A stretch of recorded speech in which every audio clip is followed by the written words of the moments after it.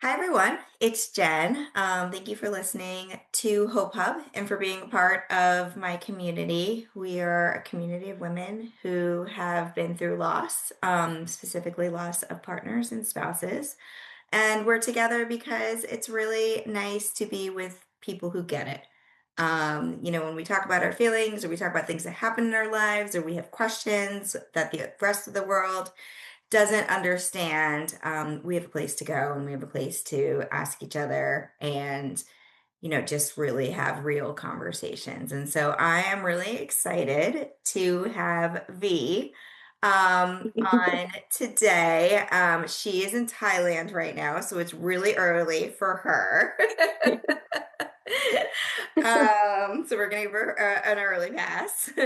But you might know V from Below Deck, Mediterranean, season 10.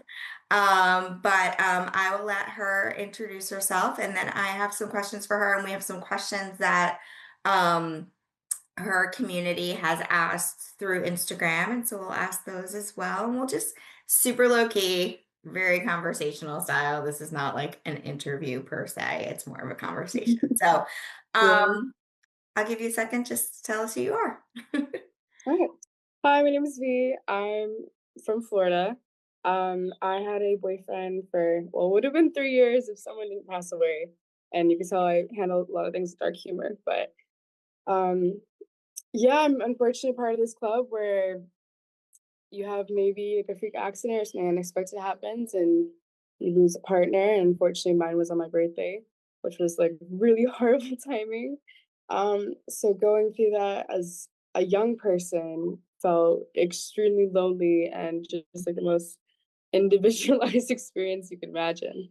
And so I really wish at the time when I was going through that, I knew someone else who was also going through that I could relate to. And like I knew a couple girls, but like no one in person or no one that I could really I don't know, I feel like I kinda like lacked the resources for so I kinda just did my own thing for a while, just tried figuring it out. So Right. yeah. Do you mind sharing like your story, what happened to Yeah, the Bonnie? story, yeah, for sure. Um, it was so weird because like the night before I had this I actually like reread my journal just to kind of like freshen up a bit. But the night before I had this weird feeling. I was like, man, like life is just so beautiful and like we just really never know when our time is. We have no clue. And who would have thought the very next day that everything would have happened? And so basically that morning, he woke up at 5 a.m. like we usually do. And I was like, man, dude, like, oh, I'm so tired. Like, I can't catch the sunrise with you. Like, I'm exhausted. Um, so I was like, I'm gonna stay at home. And yeah, he went to the gym, and then his routine was to go to the beach afterwards, meditate, and then he'd like go for a swim. And this particular morning, he went kind of for that swim, and well, I never really knew what happened. It turned out he drowned. And so when he didn't come home by a certain time, I went to go look for him, and I found all his stuff on the beach with two police officers. And I said, "Where is he?" And they said, "Oh, like we haven't identified this man, but he's in the hospital." And I was like, "No, no, no, like that's my boyfriend. You need to tell me where he is." And they told me he expired. And I literally just said no, and I dropped to the ground, and my whole world was like shaken up. And then I had to deliver the bad news alone to literally everyone that he loves in Florida. And yeah, that was that was pretty much it. It all happened so quickly. Yeah.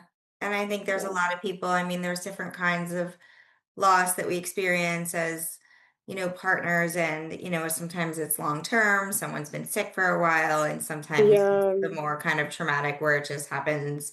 I mean, they're both traumatic, don't get me wrong, but Yeah. the more unexpected, I should say, which is my story as well, where you just, completely, Yeah. I think and it hurts more in a they way never that found him, right? no, no, like they found like they have his body. Okay. Yeah, a homeless oh my.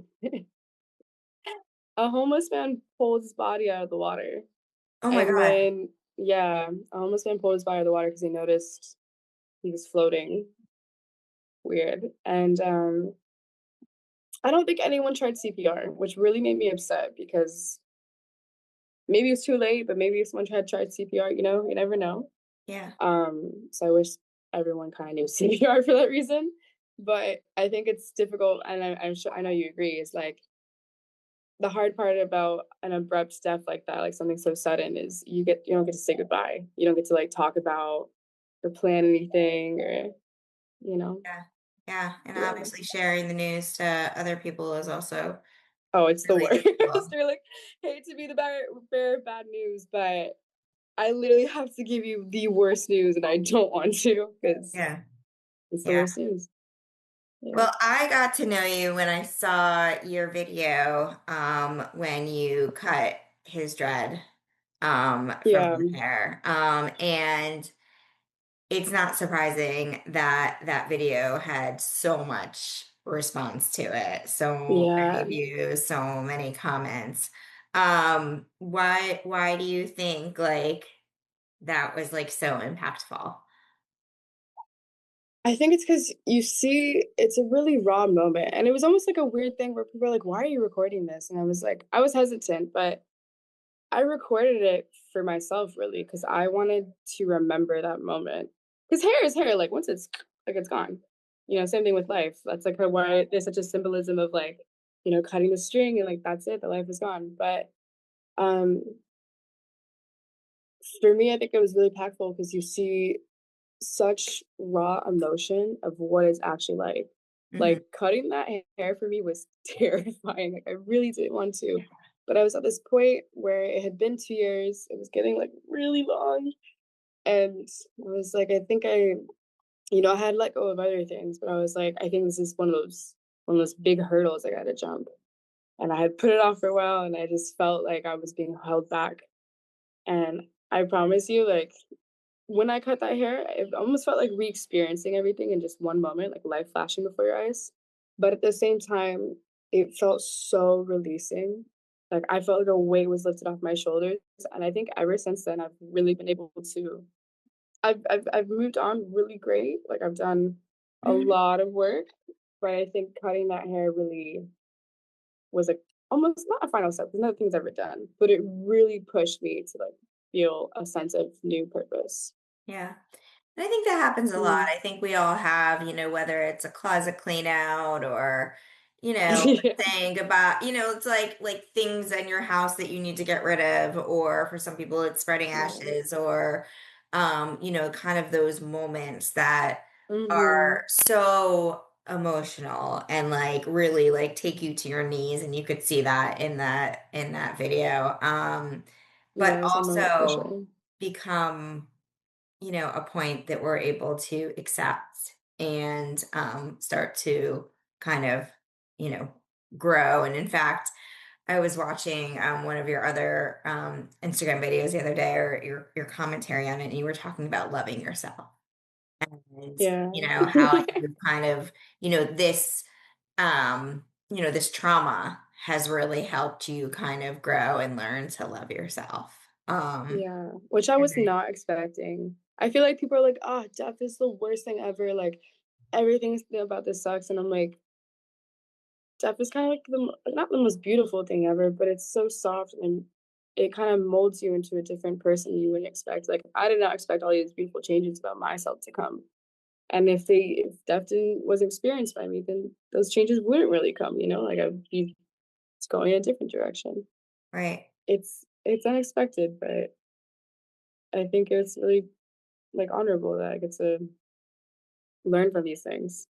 Yeah, no, I mean, and it's hard to get there. I know one person asked, you when somebody dies, you lose that person, but you also lose Yeah, yourself. you Um, do. Yeah, and so, that's so what true. were those, first kind of couple of months for you like, Yeah. Well, for me, I realized, like I mean, Bon and I had an age gap, so it was like an 8-year and some change age gap, so I was the younger one, right? And so when he passed, I was 23 and I was young, but and I'm still young, but when he passed, I just felt like that girl that was with him died Mhm. as well because that experience was so tragic. I feel like I had to grow up overnight. This was a man I looked up to so much. This is a man that we were like this, like brains merged. Yeah. And I was like, I have to immediately adjust and relearn how to live life without him, Yeah. with no guidance, with nothing. So I immediately felt like I had to become a brand new person. And it wasn't like the best version of myself, obviously, for like a good while. I mean, I was not eating. I lost a lot of weight. Um, and that was really hard. I was just like, I like as everyone is usually for like the first month or two, like you're just grief brained. Nothing makes sense. You have no like you have very little motivation in life. You're crying all the time. It was it sucked. It was really the worst. Um, but I had a lot of good support as well. It's just a matter of like I really let myself cry as much as I wanted to, and I think that was a huge help. Yeah. No, that's Yeah. definitely feeling your feelings is something that I share with people all the time is that, you're allowed. Give yourself permission, Yeah. give yourself grace to feel those Yeah. feelings because if you don't, it'll come back to bite you. Yeah. Um, so I'm, glad that you, even at such a young age, like knew that that was really important to like take your Yeah. space. And, somebody had asked what was most helpful for you during that time. It sounds like that was really Yeah. helpful. And, um, maybe your support systems or what have you. It seems Mhm. like you're pretty close. Are you close with your mom? Yeah, I am. And I think for my mom, she's lost people in her life, but she's only lost like a mother. Mhm. That's the closest person she's lost. She's never lost a partner. And same kind of for my dad. Like my entire family's unit, they've never really lost too many people quite yet. Everyone's pretty alive. And so when I lost Bonnie, I think my parents had a really hard time adjusting because they were like, I have no idea how to comfort my daughter. This is such a unique loss. This is such a young loss. And it's so difficult because she was a young, healthy man? So I Mhm. think they really struggled with that. And I almost felt like for my parents, I didn't want to worry them. So I felt like I couldn't even be fully grieving in front of them because I felt like I had to be strong for them so they Right. didn't worry about me too much. I didn't want them to see that. So that's part of why it felt more lonely is because I was like, there's so many people worried about me that I felt like I had to put on a little bit of face just to be like, no, guys, like, I'm fine. Like, it will be okay. I'll but Yeah. behind closed doors, oh my God, it's just crying all the time, Yeah. anywhere and everywhere I could. So, And I think that's yeah. that's what we all experience is kind of that balance of like being raw and honest with people Yeah. versus like you said, putting on a face and like kind of, trying to make sure people don't worry. And also like you really I mean what you said so resonated so much, whether it's your parents, your family, your friends, like people don't know what to do with you. They don't know what to People do. don't know And what to say, people I don't think know that's the how to hardest part. react. And it That's makes the you hardest part. feel yeah, and it makes you feel alone. It's why I do the work that I do is because I want to be able to connect, people with each other who know what to say, or at least they Yeah. don't have to say anything, but you know that they get it. Yeah. They've gone through that same thing. And so, and it could have been, young, older, different types of death, lengths of death, but there's something about this community that no one wants to be a part of that Yeah. is, really tight. Mm. And, that's really supportive of each other. Um, so, obviously you live a public life now. Yeah. Um, what was kind of, when you found out about the below deck opportunity, like Mhm. were you just like, I need to kind of like get out and do something new and, kind of what transitioned for you, going through that like deep trauma and then kind of Mhm. deciding to do something, which seems like it was really for yourself, which I admire so Yeah. much. It was so funny. I always said I was like, "Oh, I'd never do yachting unless I was single." And then all of a sudden I, like, Oh God. became single. So I was like, "Well, I guess I'll try yachting." And, for me, like, it just kinda my friend group had kind of brought it to me. We kind of all joked about it. I was like, ah, I bet I could do it. And it was, yeah, it was just kind of like a joke. But I just thought to myself, wow, life is so incredibly short. Like, I just want to be a yes man to everything. And Mhm. so I was like, why not? Like, who cares? Like, I'll give it a shot. And so, yeah, it was kind of like a, I'm too spontaneous for my own good kind of thing, and life is too short. So let me just try it. And when I tried out, I mean, Below Deck loves people with a good story. And Mhm. obviously, mine had just started. So I had told them, I was like, hey, just so you know, like I did just because they always ask me if you're single, and I was like, just lost a Right. partner. And they're like, whoa, that's we haven't seen that before. And I'm like, yeah. And I actually had tried out for what originally would have been like the Down Under season, like filmed in February. And they almost gave it to me. They were like, you know what? I think it's too soon.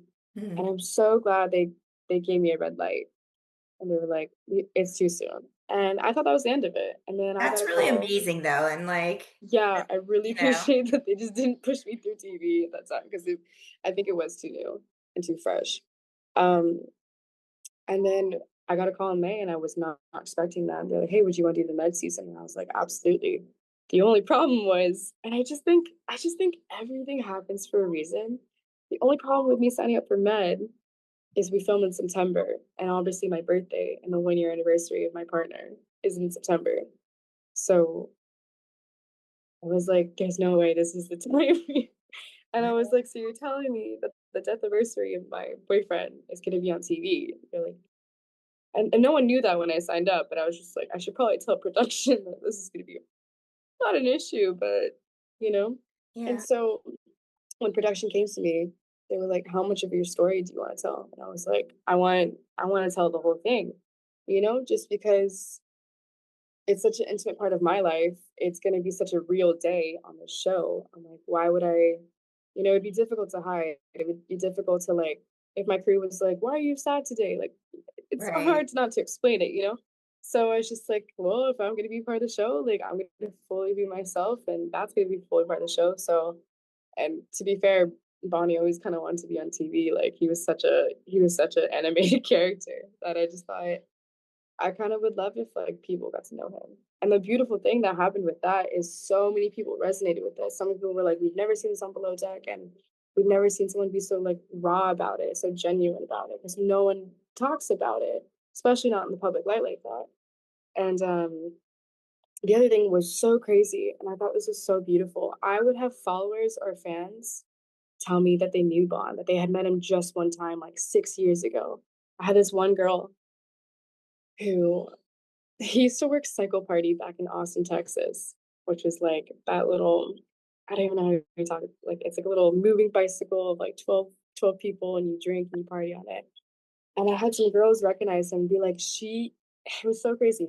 He was like, she was telling me that Bonnie was the tour guide for their bachelorette party and they had gotten Or married and her husband had died. And I was like, that's so crazy. So she was like, uh, watching this show was really helpful to learn that and to kind of grieve with you. And I was like, wow, that's crazy. yeah, I just did not expect so many just beautiful connections to be made or just to impact people so much. I had no idea it was gonna go this way. yeah. So I'm And glad that I'm is, glad it's helped so many people. yeah. I'm glad you shared it too. It's why I share my story as much as I do too. I feel like it helps me. It helps, Yeah. honor Jack, my husband. It helps like keep Mhm. his memory alive. Um, and it also, I always feel like if it helps one person or one Mhm. feel seen or heard or like less alone, then like Yeah, it's worth it for absolutely. that day. And I Yeah. think that, watching that episode when you talk about it, like, again, so raw, like you said, and so honestly, I can imagine, Yeah. both people who watched it and also people who followed your journey Mhm. appreciating your honesty and as such a young person and also you just giving hope because you continue on, which is what everybody wants to ask, what's going on in your life and what's kind of next for you. Yeah. Mm. Oh, I feel like I have some things that are exciting that feel in line with me. Um, Obviously, I've been in Thailand for a month, and that's been a great like reset and exploring because like I've always wanted to come here. Mhm, I actually had such a cute moment yesterday where I started this project called Sexy Sustainability, and mhm, it's the idea of I'm tired of hearing all this bad news in the world. Like I just want to amplify voices that are doing really good things in conservation. So it's just me interviewing different groups around the world. So I've done like Florida.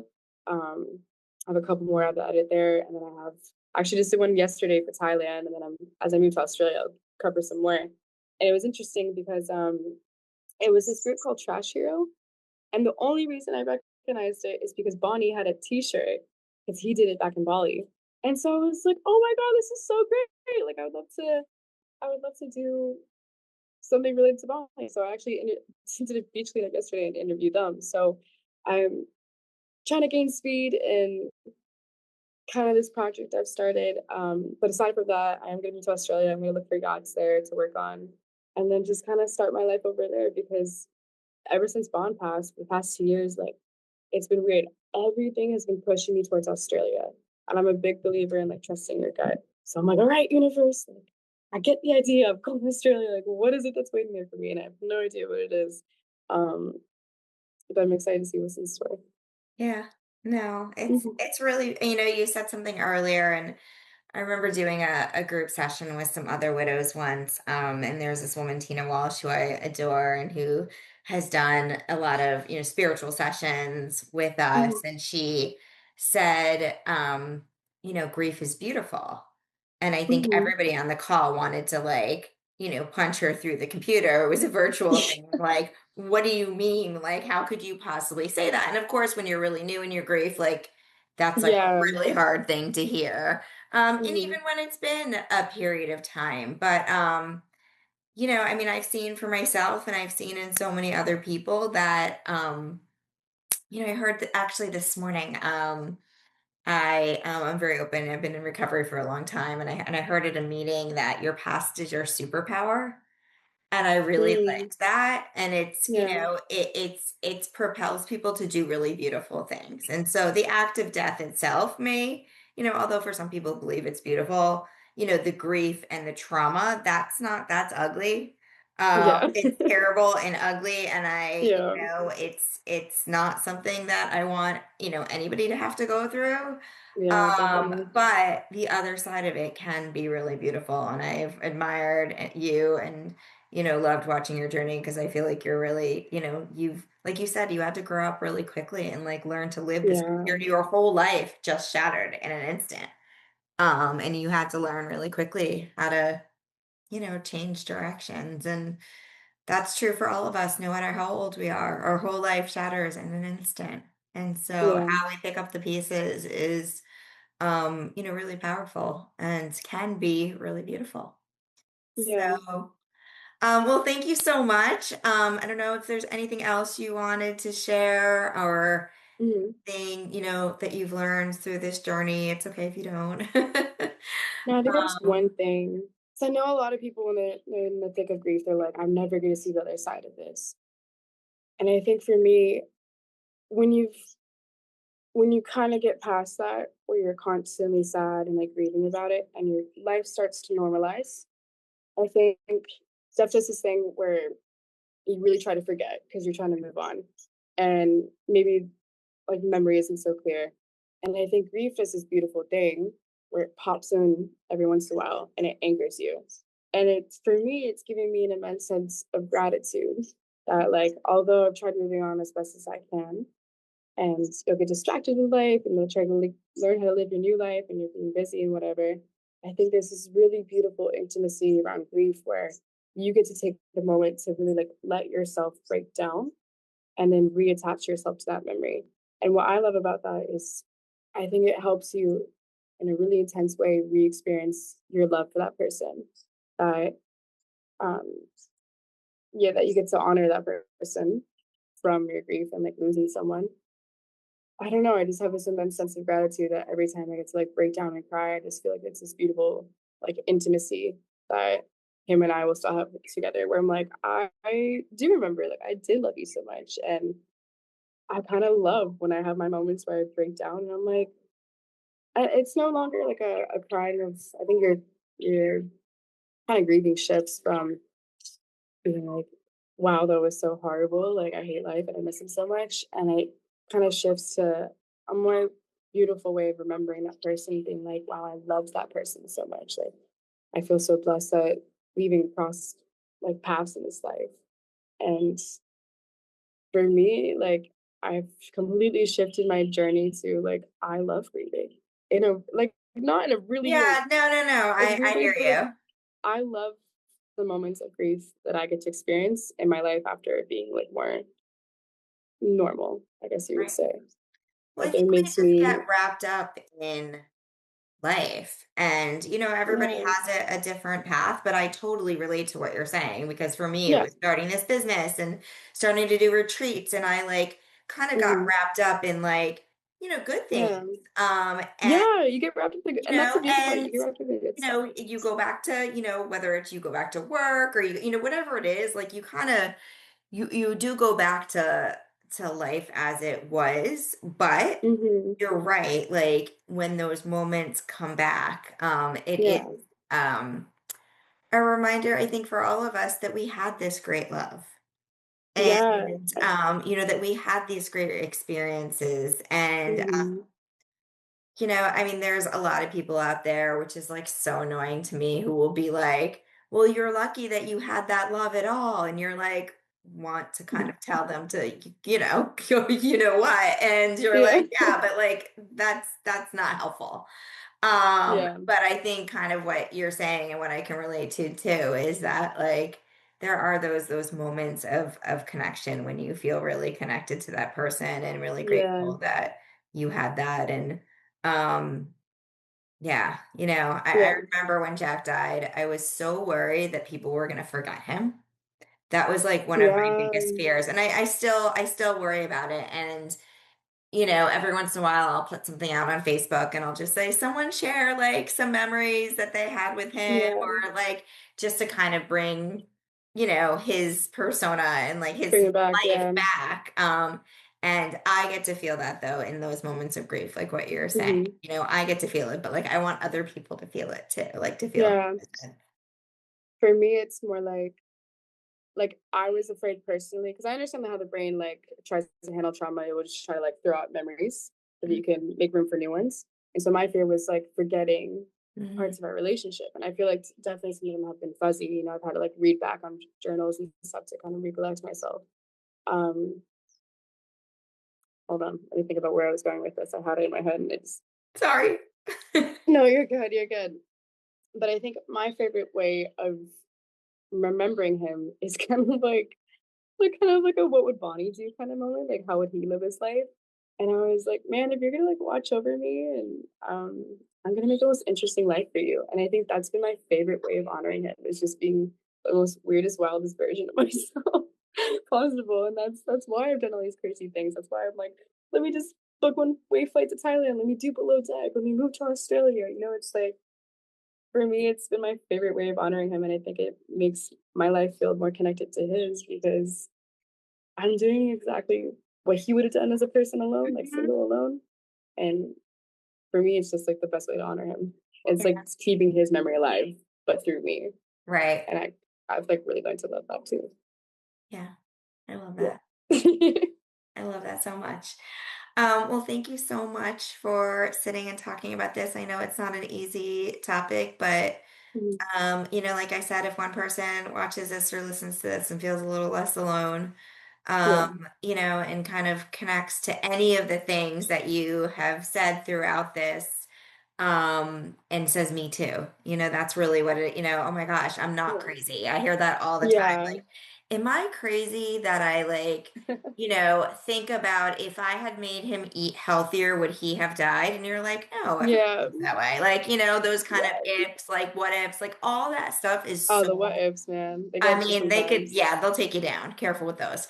But we all do it, it's, all of this, the loneliness and the honoring and living through, like all of this stuff is, um, it's something that we're all experiencing, we're all questioning, Yeah. we're all wondering about. And so I think, Mhm.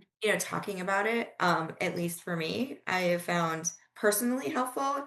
And I hope that, people who are listening to this also, are saying like, oh my gosh, I'm so glad that I'm not the only person who's thinking about this, or that, Yeah.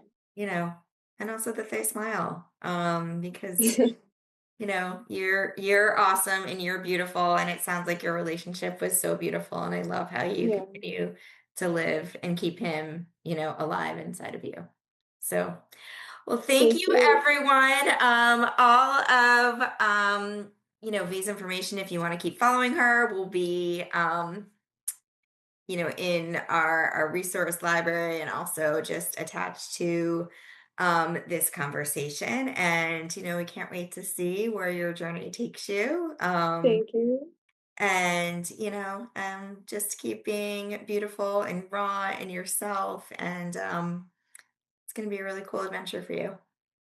Most definitely. And thank you for creating a space that we could have these types of conversations because like no one else was doing it. And it was hard to relate to anybody. So thank you. I appreciate that. And I know you're gonna help so many people. So just keep Yeah, doing what you're doing. I appreciate that. Yeah. And I think one of just I love you more, I love you. No, no, I think like, the last like kind of piece that I'll say too is that um unfortunately there are a lot of young people out there who have experienced loss. Yeah. And I think that you're a beacon of hope for those people. And it's one of the reasons why I wanted to connect with you most, because I think, Yeah. most people think of, widow or as like an old kind of Also a person. person and what have Yeah. you, and it's not, unfortunately, people do die in their teens and 20s and 30s and 40s, and and so being able to relate on that level, I think is really important. And Yeah. keep sharing your story, keep making, people feel less alone, and that's a really important thing that you can keep doing for all of us.